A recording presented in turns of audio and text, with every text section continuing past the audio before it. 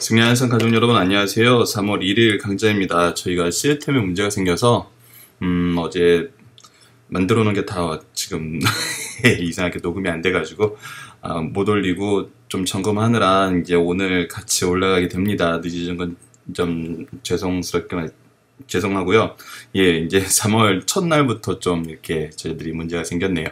양해 부탁드리고 앞으로는 또 여러 가지 경우의 수를 다 준비해서 차질 없이 준비하도록 하겠습니다. 그러면 이제 마가복음을 들어가는데 저희들 주일날 미크 스터디 미리 보는 거를 통해서 이 말세에 대한 이 메시지의 의미가 어떤 것인지 간략하게는 봤어요. 그래서 왜 예수님께서 이 구속사의 그 십자가 지기 직전에 왜 제자들에게 말세에 대해서 증거를 하셨는지, 저희들이 그게 현대적으로 또 어떤 의미가 있는지, 특히 이 말세의 징조가 우리 창세기에서 봤던 노아 시대 때의 모습과는 또 어떤 그 공통점이 있는지 그 부분을 한번 보도록 하겠습니다. 자, 그러면 오늘 본문 말씀을 읽어보고 이제 간략하게 본문 말씀으로 프리뷰를 한 다음에 본문 말씀 들어가도록 하겠습니다. 마가복음 13장 1절에서 13절 말씀입니다.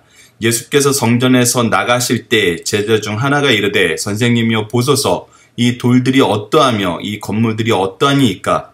예수께서 이르시되 내가 이 큰 건물들을 보느냐? 돌 하나도 돌 위에 남지 않고 다 무너뜨려지리라 하시니라. 예수께서 감난산에서 성전을 마주 대하여 앉으셨을 때 베드로와 야고보와 요한과 안드레가 조용히 묻되 우리에게 이루소서 어느 때에 이런 일이 있겠사오며 이 모든 일이 이루어지려 할 때 무슨 징조가 있사오리이까? 예수께서 이르시되 너희가 사람의 미혹을 받지 않도록 주의하라. 많은 사람이 내 이름으로 와서 이르되 내가 그라하여 많은 사람을 미혹하리라. 난리와 난리의 소문을 들을 때 두려워하지 말라. 이런 일이 있어야 하되 아직 끝은 아니니라.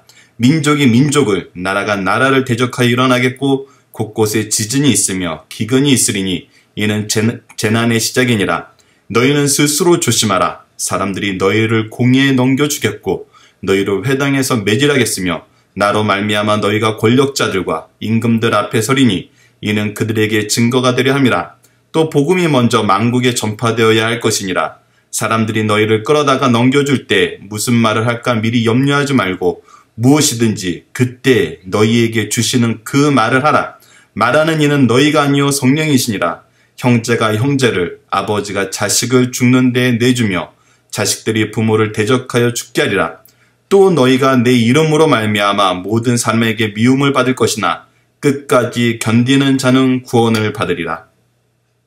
자, 본문 말씀을 잠깐 보도록 하겠습니다. 우선 이 말씀이 나오게 된 배경은 제자들이 성전을 보고 보소서 하면서 감탄하는 것에서부터 시작을 합니다. 보소서 하면서 감탄하면서 이 성전에 대한 이 자부심을 표현하고 있어요. 하지만 예수님은 이 성전에 대한 자부심을 말씀하시지 않고 뭐라고 얘기하시냐면 돌 위에 돌 하나도 남지 않고 다 무너뜨리라. 너희들이 지금 느끼는 이 자부심과 이 영광이라고 보는 이 모든 것들은 어떤 것이다? 곧 무너져서 사라질 것이다. 자, 이 말씀을 한 배경은 저희들이 본문 연구하기 위해서 좀 더 깊이 보도록 하고요. 그 다음에 이 대답을 하신 것을 이상하게 여긴, 또 불안하게 느낀 베드로와 야고보와 요한과 안드레가 이제 4절에서 물어봅니다. 우리에게 이르소서 어느 때에 이런 일이 있겠사오며 이 모든 일이 이루어지려 할 때 무슨 징조가 있으리요까? 자, 이 부분은 무너지리라는 이 예언에 대한 두려움이 있는 것은 사실이에요. 두려움과 궁금함으로 이것을 물어봤겠죠. 그럴 때 이제 예수님께서 말씀하신 게 뭐냐면 너희가 사람의 미혹을 받지 않도록 주의해라. 첫 번째 주의는 미혹을 받지 않는 거였어요. 뭐라고 미혹을 하냐면 많은 사람이 내 이름으로 와서, 예수 그리스도 이름으로 와서 내가 그라하여, 내가 예수다라고 얘기하면서 미혹하는 것이 이번이 첫 번째 거예요. 그리고 난리와 난리의 소문을 들을 때 두려워하지 말라. 이런 일이 있어야 하되 아직 끝이 아니니라.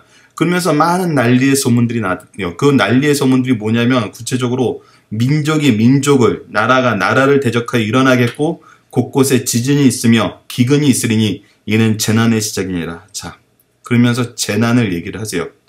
너희는 스스로 조심하라. 사람들이 너희를 공의에 넘겨주겠고 너희를 회당에서 매질하겠으며 나로 말미암아 너희가 권력자들과 임금들 앞에 서리니 그들에게 증거가 되려 함이라. 자, 이 재난의 때에 어떤 일이 일어나냐면 바로 우리 믿는 사람들에게 공회에 넘겨주고 매질당하는데 누구 때문에? 예수님 때문에. 그리고 뭐를 해요? 권력자들과 임금들 앞에 섰는데 그때 무엇을 하게 돼요? 증거를 하게 돼요. 복음을 전하게 돼요. 자, 그러면서 무엇을 약속하세요? 또 복음이 먼저 만국에 전파되어야 될 것이라. 이 난리의 때가 나오고 마지막 때의 징조가 나오는데 그 전에 이루어져야 되는 것이 바로 복음이 확산된다는 거예요. 그때 또 무슨 일이 일어나면 사람들이 너희를 끌어다가 넘겨줄 때 무슨 말을 할까 염려하지 말고 무엇이든지 그때 너희에게 주시는 그 말을 하라. 이는 너희가 아니요 성령이시라. 우리가 필요한 때에 필요한 일과 필요한 말을 하고 그 상황을 이길 수 있는 힘은 누가 주신다고요? 바로 성령님께서 주신다. 자, 그 다음에 뭐라고 얘기하냐면 형제가 형제를, 아버지가 자식을 죽는 데서 내어주며 자식들이 부모를 대적하여 죽게 하리라. 이것이 세 번째죠. 가운데가 두 번째, 이것이 세 번째예요. 그런데 어떻게 돼요? 마지막에 또 너희가 내 이름으로 말미암아 예수님의 이름으로 아마 모든 사람에게 미움을 받을 것이나 끝까지 견디는 자는 구원을 받으리라. 자, 이제 간단하게 이 1, 2, 3번 적어놓은 걸 통해서 정리를 한 다음에 본문을 들어가 보도록 할게요. 본문을 묵상하기와 이제 본문의 중심 사상을 통해서 우리가 더 깊이 이제 나눌 수 있고 목사님이 전해놓으신 말씀을 통해서 우리가 확인할 수 있는데, 자, 우선 성전에 대한 부분은 우리 본문 묵상하기에서 살펴보도록 할게요. 이제 우리가 지금 이제 전체 말씀을 펴놓고 이제 우리가 안에 들어가면 이제 전체 말씀을 볼 수 있는 곳이 좀 제한되니까 전체 말씀을 펴놓고 볼 수 있는 것을 통해서 말세의 징조가 크게 세 가지로 나눴어요. 1, 2, 3번. 자, 첫 번째 미혹하는 자들이 나타나는 거예요. 미혹하는 자들이 나타나서 뭐라고 주장하죠? 자기가 예수님이라고 주장해요. 이거는 뭐를 얘기하는 거죠? 이 예수님이라고 전하는 사람들이 어디에 나타날까요? 우리 성도의 공동체인 성도의 모임이 바로 교회에 나타나죠. 즉, 말세에 어떤 사람이 나타나냐면 바로 우리의 교회를 회방하는 사람들이 나타나요. 교회를 무너뜨리는 사람들이 나타나요. 자, 이 교회를 무너뜨리는 사람들이 나타난다는 게 첫 번째 특징이에요. 두 번째는 뭐죠? 우리에게 고난이 오는데 고난이 오고 여러 가지 어려움이 와요. 하지만 우리 가인의 후손과 셋의 후손에서 봤지만 가인의 후손은 하나님이 없는 자기들의 능력으로 자기들의 힘으로 문화를 이끌어 나가는 곳에 힘을 썼어요. 하지만 셋의 후손들 어땠어요? 아브라함과 셋과 에노스 이 사람들 통해서 하나님을 불렀다는 건 뭐였죠? 바로 교회를 이루었고 이 교회가 무엇을 하는 곳이었어요? 셋의 후손들이 그 다음에 뭘 했죠? 바로 구속의 역사를 계승했어요. 창세기 3장 15절에 나타났던 이 하나님의 구속의 역사를 아담이 자기 아내 이름을 하와로 바꾸는 걸 통해서 20절 말씀을 통해서 이 구속을 바라보고 있다는 것이 보였고 셋의 후손 5장 첫 번째 1, 2, 3절 시작하면서 어떻게 시작하나요? 태초에 하나님이 사람을 만드는데 어떻게 만들었다? 하나님의 형상대로 만들었다고요. 그 아담이 하나님의 형상대로 만들었고 아담이 셋을 얻었는데 이 셋이 누구의 형상을 닮았어요? 바로 이 아담의 형상을 닮았어요. 즉 처음에 하나님이 만드셨던 그 형상을 회복하는 데 포커스를 뒀던 거예요. 그러한 자손들이 태어난 게 셋의 후손의 계보였잖아요. 그러니까 이들이 했던 거는 이 셋의 계보를 통해서 무엇을 했어요? 바로 예수님을 전했어요. 그래서 우리가 지난달 말씀에서 이 셋의 자손들의 이름이 가지고 있는 구속사적인 의미가 지금 현대 우리가 성경 전체를 통해서 보고 있는 그 구속사의 의미를 투영하고 있다는 걸 확인했었잖아요. 그래서 우리가 해야 되는 건 구속사의 일이었는데 뭘 어떻게 해요? 우리를 이젠 공회에 넘기고 매질을 해요. 누구로 말미암아? 예수 그리스도를 전한다는 거로 말미암아. 하지만 이렇게 전하는 이 구속의 역사가 끊겨요? 안 끊겨요? 안 끊겨요. 오히려 증거할 기회가 되고 만국에 전파돼요. 소멸될 거라고 보는데 만국에 전파돼요. 이것이 지금 우리 현대 사회에서 증거되고 있는 부분이잖아요. 그래서 구속사역이 계속 이루어져요. 성령의 힘으로. 우리가 하는 것이 아니라 성령의 힘으로. 하지만 말세의 특징적으로 보면 첫 번째는 교회를 무너뜨리고 예수 그리스도라고 얘기하면서 미혹하는 자들이 나와요. 사탄이 아담과 하와를 미혹했던 것처럼. 두 번째는 이 구속사를 제한하려고 그러고 무너뜨리려 하는 세력들이 있어요. 예수 그리스도를 전하고자 하면은 계속 방해를 해요. 하지만 어떻게 돼요? 만국에 전파되고 오히려 증거할 기회가 되고 성령께서 우리와 함께 하심으로 우리가 할 말을 하게 돼요. 이 구속사는 끊어지지가 않아요. 노아 시대 심판이 유보되거나 사라졌던 게 아니라 노아의 가족에 의해서 하나님은 계속 이것을 이끌어 나가세요. 그리고 세 번째는 뭐죠? 형제가 형제를, 아버지와 자식을, 자식이 부모를 대적하여 죽게 한 가정이 무너지는 거예요. 자, 이걸 보면은 하나님이 말세, 예수님께서 말세에 대한 징조로 나타나셨을 때 교회를 얘기하시고 구속의 그 사역을 얘기하시고 사명을 얘기하시고 그리고 가정을 얘기하세요. 이 세 가지 일은 엄밀히 말하면 하나예요. 우리 창세기에서 내용도 봤으면 에덴으로 상징되는 에덴 동산에서 가정이 탄생하였고 이 가정이 또 바른 교회의 모습을 유지했잖아요. 아담과 셋과 에노스가 이 3대가 또 이 하나님의 말씀을 전하면서 교회를 이루었던 것처럼 가정과 교회는 서로 상호 보완적이에요. 그 안에서 뭘 하죠? 창세기의 모습에서 타락 전과 후가 달라진 점은 타락 전은 하나님의 언약을 우리가 의지했지만 타락 후에는 무엇을 의지했죠? 구속을 의지하게 돼요. 구속을 의지하지 않으면 우리의 모임이 하나님이 원래 만드신 모양으로 가지 않는다고요. 그래서 이 세 가지는 가정과 교회의 구속사는 이 하나예요. 하나면서 이것이 지금 도전을 받는다는 거예요. 자, 이것을 왜 얘기하는 게 중요하냐면 우리가 말세가 온다 그랬을 때 이 각각의 사건에 포커스를 둬요. 이 각각의 사건에 포커스를 두면서 뭐에 포커스를 두게 되죠? 큰 사건에 포커스를 둬요. 민족이 민족을 대적하고 나라가 나라를 대적하고 지진이 일어나고 기근이 일어나고 재난이 있으면서 하지만 우리가 이러면서 실수하게 되는 게 뭐냐면 복음 전하는 일이 잘 되고 있는지는 확인을 안 해요. 우리의 교회가 말씀대로 바로 서고 있는지는 오히려 깨어서 생각하려고 그러지 않아요.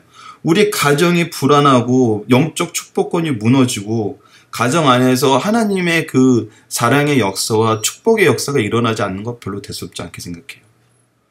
교회, 가정, 말씀, 복음 전파에 대해서는 시대적 흐름에 그냥 맡겨놓으면서 말세가 오는 것은 이런 걸로 우리가 기준을 삼으려고 그러는데 엄밀히 말해서는 정말 말세가 오고 우리 노아의 방주 때도 봤지만 하나님이 정말 신경 쓰고 기준으로 삼는 건 뭐냐면 교회와 구속사와 가정이에요. 우리가 이 관점을 가져야 되거든요. 그렇게 해서 너희가 내 이름으로 말미암아 사람들에게 미움을 받으나 끝까지 견디라. 구속사의 사명을 유지하고 교회와 가정을 하나님 말씀대로 이루어가면 어떻게 돼요? 구원을 받아요. 우리의 기준이 이쪽으로 이제 옮겨져야 돼요. 이게 성경적인 기준이란 거거든요.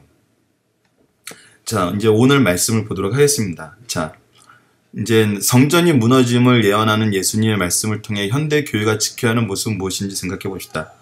여기에 이제 배경이 필요해요. 자, 마가복음 11장 17절에 이 성전에 대해서 예수님이 말씀하신 게 있죠. 이에 가르쳐 이르시되 기록된 바 내 집은 만민이 기도하는 집이라. 칭함을 받으리라 했어요. 자, 만민이 기도하는 집이라 칭함을 받으리라. 하지 아니하느냐? 너희는 강도의 속으로 만들었다. 자, 만민이 기도하는 집을 이들이 뭘로 만들었어요? 강도의 속으로 만들었어요. 이거에 대한 역사적인 배경을 잠깐 설명을 할게요. 자, 솔로몬의 성전은 어떻게 성전이 건축이 됐죠? 다윗이 준비를 하고 솔로몬이 이것을 완성을 했어요. 누구의 뜻대로, 누구의 계획대로? 하나님의 계획대로. 다윗은 하고 싶었지만 하나님은 말렸고 솔로몬에게 이 일을 허락하셨어요. 그래서 이 일을 허락하는 모든 사람들에게 자원하는 마음과 그 일을 위해 통해서 축복받는 삶을 허락해 주셨어요. 제2성전은 어땠죠? 바벨론 포로 이후에 또 하나님이 이끄셔서 하나님의 방법대로 하나님을 의지하면서 일이 이루어졌어요. 하지만 세 번째 이 헤롯 성전은 좀 달라요. 헤롯 성전은 헤롯 왕이 원래 유대인이 아니에요. 하지만 유대인으로 왕으로 오고 싶어서 돈을 써서 로마 황제한테 이 지역의 왕으로 분봉왕으로 이제 칭을 받았지만 유대인들하고는 사이가 좋을 수가 없죠. 유대인이 아니기 때문에. 그래서 이 환심을 살기 위해서 한 것이 성전 재건이었어요. 그래서 성전을 재건해 준 거예요. 자, 우선 만들게 된 동기가 하나님의 뜻하고는 상관이 없었어요. 불의한 자가 정치적인 인기를 얻기 위해서 이 성전을 건축해 줬던 거예요. 자, 우선 현대 성전이 건축되는데 무엇이 중요함을 보여주죠? 시작이 어떤가? 시작이 무엇으로 시작되었는가? 하나님의 뜻인가? 인간의 계획인가? 이것이 중요해요. 두 번째는 이 예수님 말씀에서 나타난 건데 기도하는 집이라 그랬는데 강도의 소굴로 만들었다 그랬어요. 이거 우리 너무나 배경을 잘 알죠? 이방인의 뜰 안에서 잡상인들이 모여 있었어요. 근데 이 잡상인에 대해서 역사학자들, 신학자들이 연구를 했는데 이 잡상인들의 그 뒤에는 누가 있었냐? 바로 이 제사장들이 있었다는 거예요.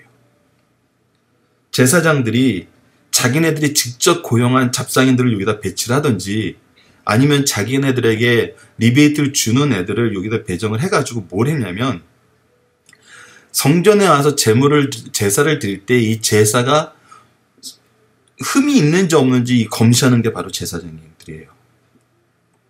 그런데 밖에서 그리고 워낙 전국 각지 전 세계에서 오기 때문에 동물들 중간에 가져다 상하게 할 수 있어요. 그래서 예루살렘에 와서 많은 사람들이 이 제사용 제물을 구매를 해요.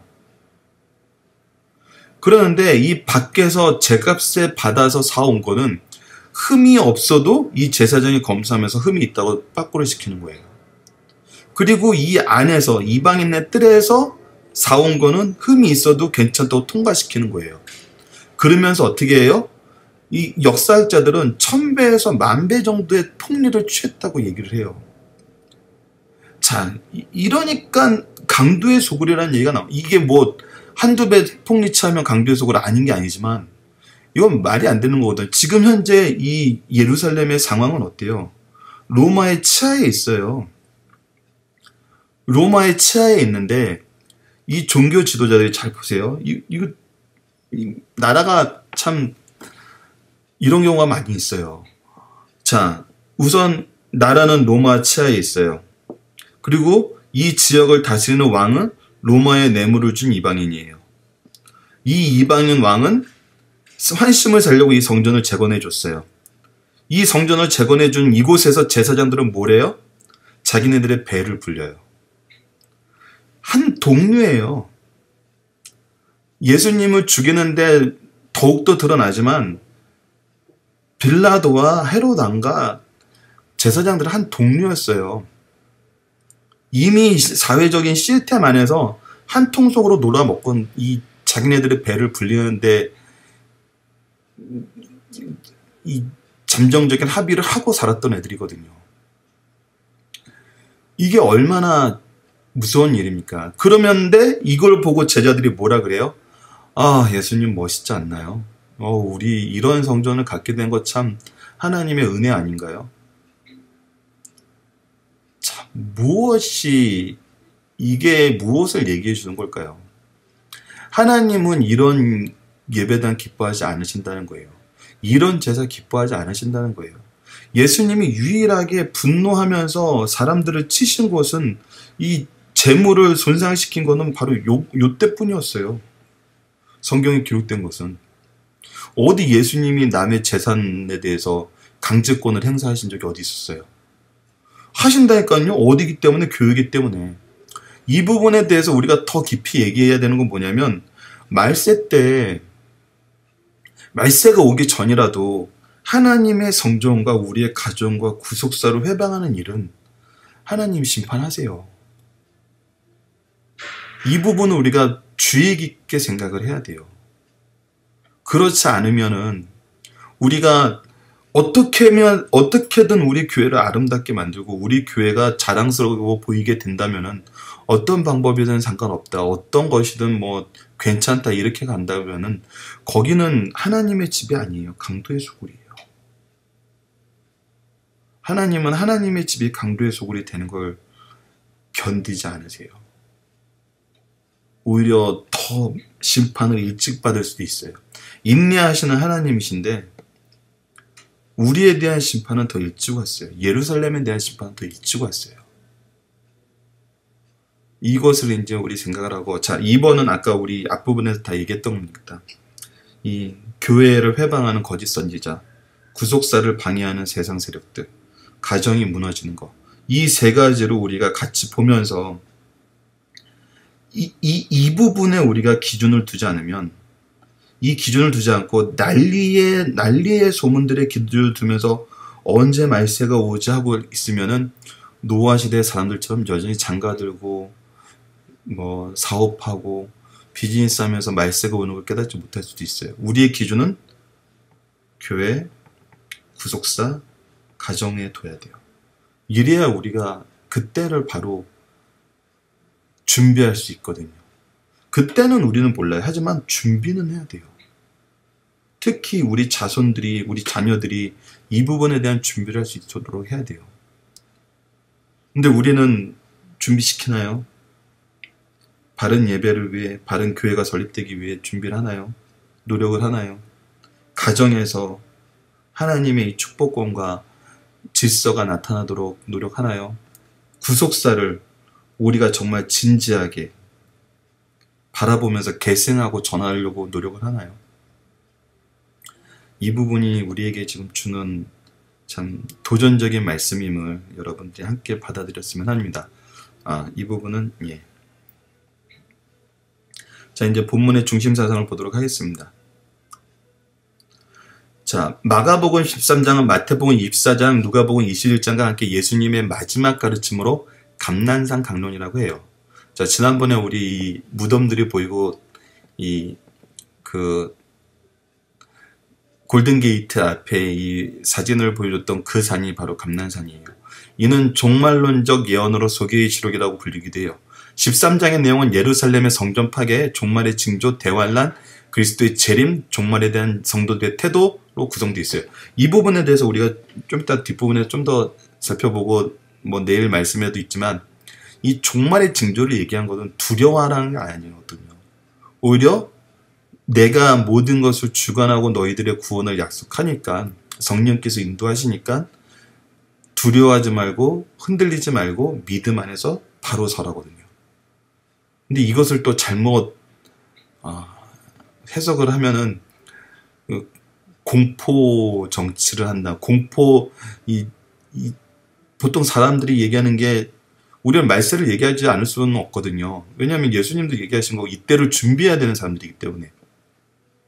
근데 이걸 가지고 이제 잘못 해석하고 잘못 전달하면은 무엇이 되냐면 기독교가 이 공포를 조장해서 공포심으로 포교 활동을 하는 이상한 종교로 지금 비난을 받고 있어요. 그래서 우리가 이 부분에 대해서도 우리 말세가 가르쳐주는 진정한 의미, 우리에게 주려는 메시지가 무엇인지도 그 주 의미를 먼저 알아야 된다는 거죠. 우리를 겁내게 하려는 것이 아니라 우리를 담대하게 하기 위한 거예요. 그래서 기독교인들이 고민이 없고 염려가 없는 거잖아요. 왜? 인도하심을 받고 승리를 허락받았으니까. 또 다른 각도에서 보면 고난 때 주간 장소는 감난산 위, 대상은 제자들, 주제는 예루살렘 멸망과 주의 재림이다. 가르치는 방법은 예루살렘의 멸망과 주의 재림을 함께 묶은 원군 투시법으로 가르쳐주고 있다. 그래서 제자들은 이 예루살렘의 성전의 무너짐만 딱 얘기했지만 예수님 목까지 연결해서 얘기해요. 이 연장선상에 있으니까 예수님의 재림 때까지 사건을 연장해서 얘기를 해주고 계세요. 계속 이 안에 있는 거는 교회, 구속사, 가정이에요. 자, 예루살렘 성과 성전은 하나님의 임재를 상징하는 곳이다. 세계 각처에 있는 선민들은 매일 기도하는 시간에 예루살렘으로 얼굴을 향한다. 다니엘도 이 말씀의 기준을 했어요. 솔로몬 왕이 헌당을 할 때 하나님께 요청을 했어요. 이 성전에서 기도하는 것, 이 성전을 위해서 기도하는 것을 하나님께서 이루어 주십시오. 들어주십시오. 그래서 이것을 하나님께서 들어주신다고 우리 성경에 들어주시기 때문에 성경에 기록이 돼 있잖아요. 그래서 이 말씀에 의지해서 기도를 한 거예요. 다니엘도 하루에 3번 예루살렘을 향해서 창을 열고, 예루살렘의 아름답고 웅장한 성전은 선민들의 정신적인 상징물이었어요. 이러한 상징물이라 하더라도 이곳이 세우신 목적이나 사용 목적이 합당하지 않을 때는 무가치한 곳이 되는 거예요. 하나님의 징계의 대상이 되는 거예요. 오늘 교회와 성도도 타락하면 세상보다 먼저 철저하게 징계 대상이 돼요. 이것을 잊어서는 안 돼요.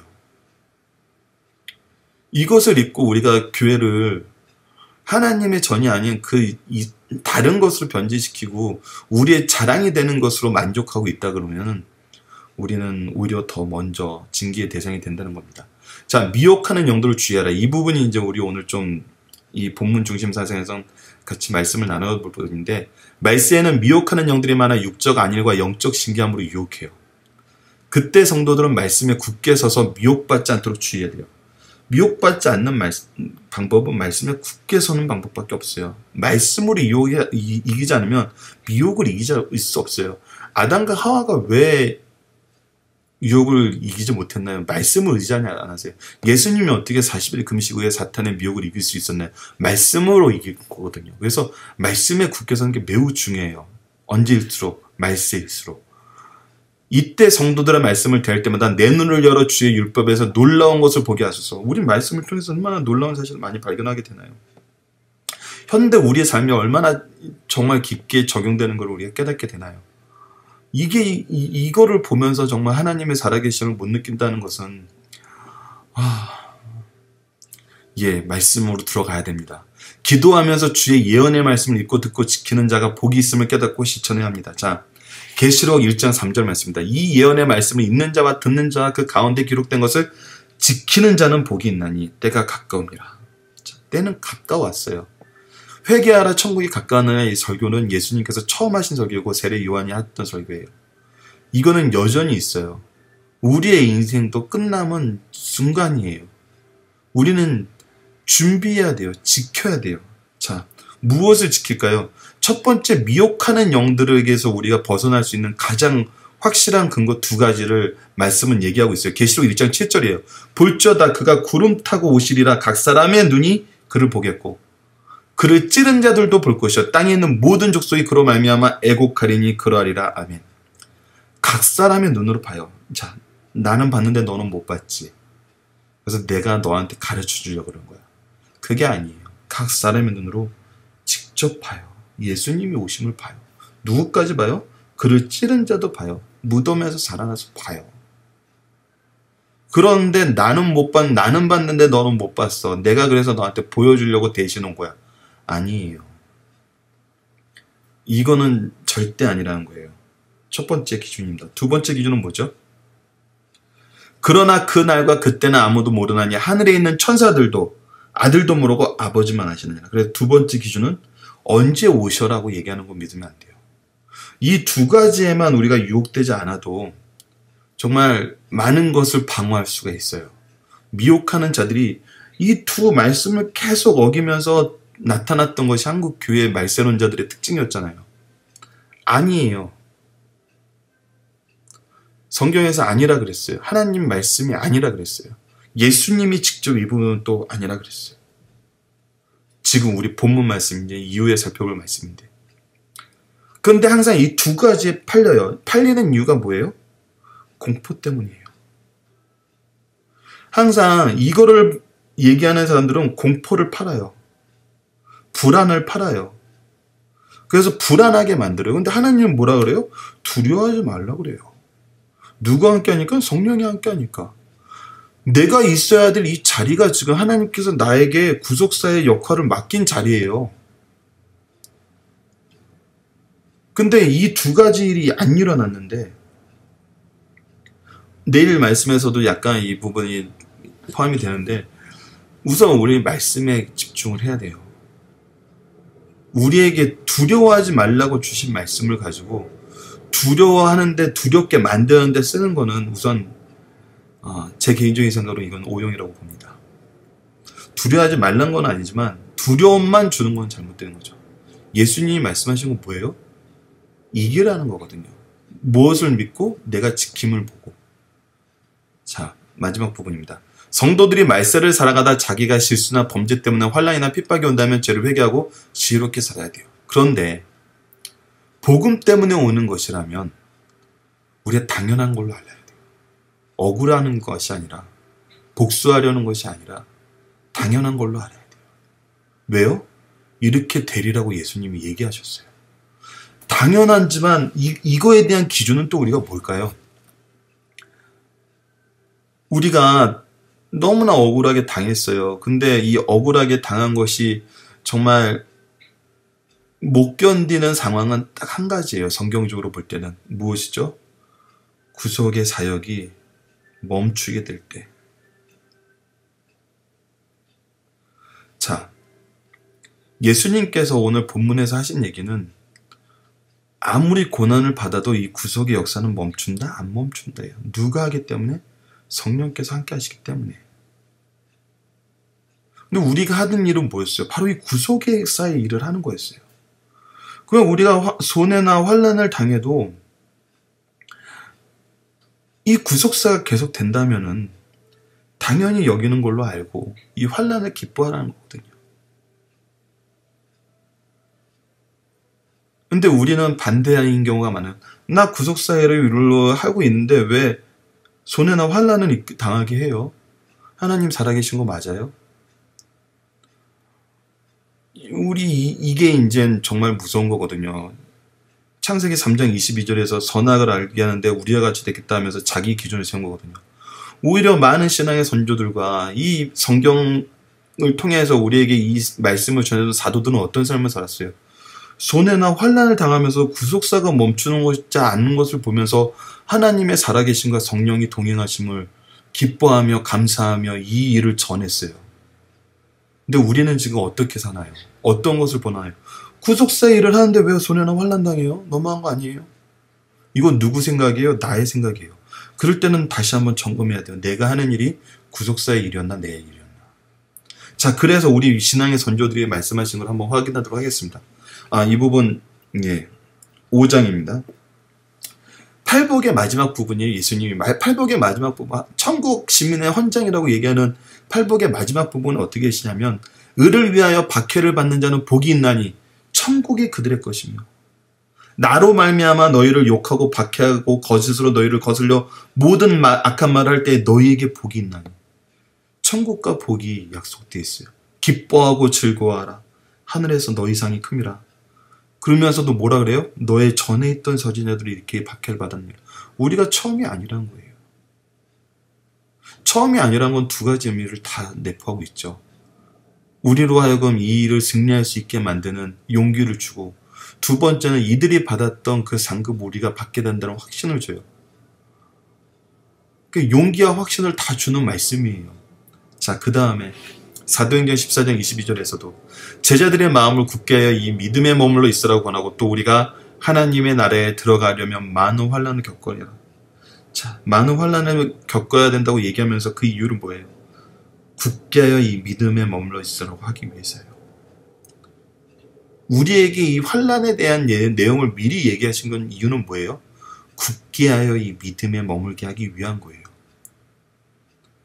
자, 데살로니가 3장 3절. 아무도 이 여러 환난 중에 흔들리지 않게 하려니. 흔들리지 않게 하려는 거예요. 우리가 이것을 위하여 세움을 받은 줄 너희가 친하리라. 우리가 이 환난을 위하여 세움을 받았어요. 그래서 우리는 흔들리지 않아요. 왜? 우리는 아마 알고 있어요. 이 환난만 알고 있어요? 아니요. 그 이상에 있는 승리까지 알고 있어요. 자, 마지막 말씀 봅시다. 디모데후서 3장 12절. 무릇 그리스도 예수 안에서 경건하게 살고자 하는 자는 박해를 받으리라. 그럴 수밖에 없어요. 세상은 구속을 원하지 않아요. 세상은 나의 성을 원해요. 세상은 내가 지배하는 세상에서 내 뜻대로 살길 원하는 지배자들이 다스리고 있어요. 그 안에서 예수 안에서 경건하게 살고자 하는 우리를 박해하지 않을 수가 없어요. 우리에겐 그들에게는 에너미예요. 하지만 우리에게 약속된 건 뭐라고요? 승리라고요. 그래서 우리가 이기는 거거든요.